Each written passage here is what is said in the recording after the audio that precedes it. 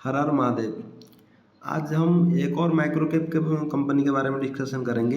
इसका नाम है ऋषभ इंस्ट्रूमेंट्स लिमिटेड। इसका आईपीओ आए हुए अभी 1 साल भी नहीं हुआ है, लेकिन बहुत सारे लोगों को ये आईपीओ अलॉटमेंट नहीं हुआ होगा।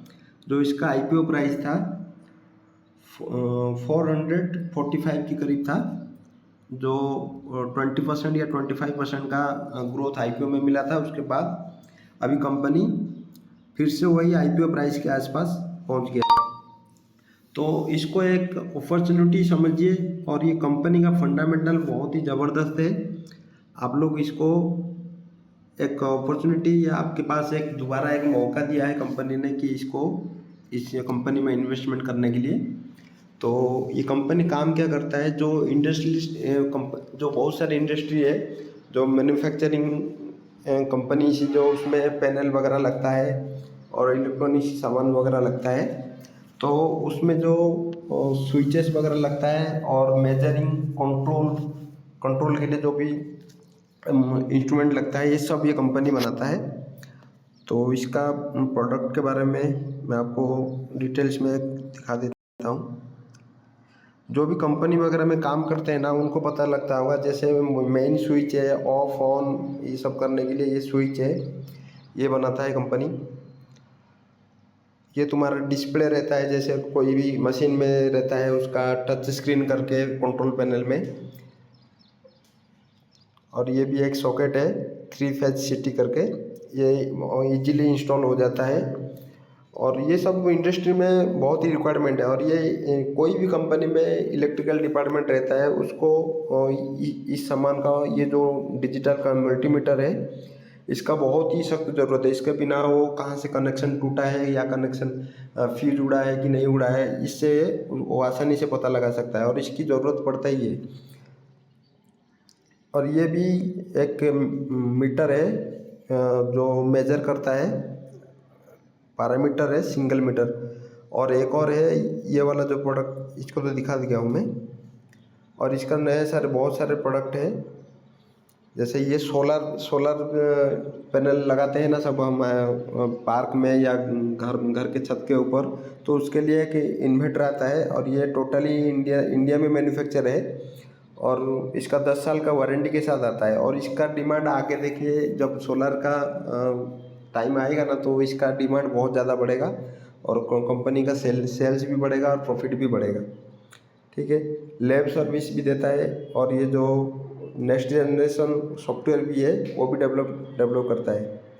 तो इसका जो मेनली काम है, मेजर करने वाला जो इंस्ट्रूमेंट है वो बनाता है, कंट्रोल करने वाला इंस्ट्रूमेंट वो बनाता है, और रिकॉर्ड करने वाला और एनालाइज करने वाला। ठीक है, इसका मेनली बिजनेस ये है। और कंपनी के बारे में मैं आपको बता देता हूँ। ये देखिए, इसका जो आईपीओ प्राइस है 450 के करीब था। अभी वो अपना आईपीओ प्राइस से भी कम दाम में मिल रहा है। अभी आप लोग को इसमें एक्यूमुलेट करने से पहले या फ्रेश बाइंग करने से पहले खुद का रिसर्च भी कर लेना। अगर आपको ये कंपनी का फंडामेंटल अच्छा लगता है, तभी इसमें इन्वेस्टमेंट करना। और इसको मेरे हिसाब से इसको लॉन्ग टर्म के लिए इन्वेस्टमेंट करिए। 5-10 साल के लिए अगर छोड़ सकते हो तो उसमें एक छोटा सा अमाउंट इन्वेस्टमेंट कर सकते हो।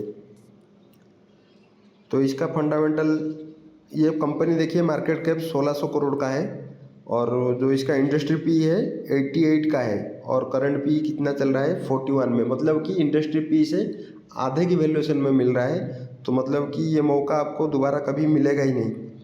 तो फेस वैल्यू 10 से आप आगे आपको एक के बदले 10 शेयर मिल सकता है, मतलब स्टॉक स्प्लिट हो सकता है, बोनस भी मिल सकता है।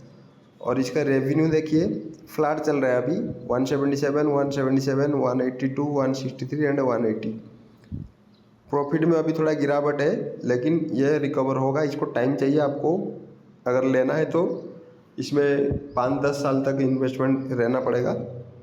अगर डटे रहोगे 5 साल या 10 साल, तभी आपको क्योंकि मैं माइक्रो कैप इसके लिए बताता हूँ ना।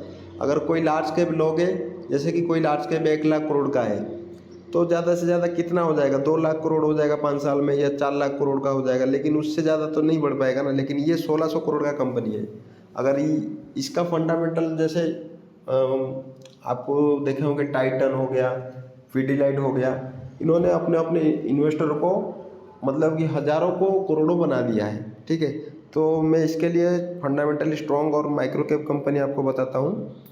तो इसका प्रोमोटर होल्डिंग देखिए 70, अभी थोड़ा डिक्रीज हो गया है, पहले थोड़ा ज़्यादा था। अभी आईपीओ आने के बाद इनको सेबी के अकॉर्डिंग उनको 75 से नीचे रखना पड़ेगा, 75 या 75 से नीचे।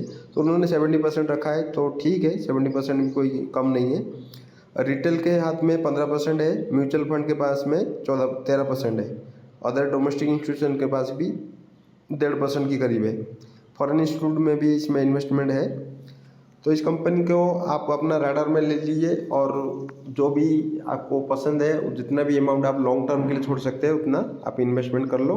और ये कंपनी आपको बहुत ही ज़्यादा मल्टीबैगर बना के दिखा सकता है और आपका वेल्थ क्रिएट कर सकता है ये।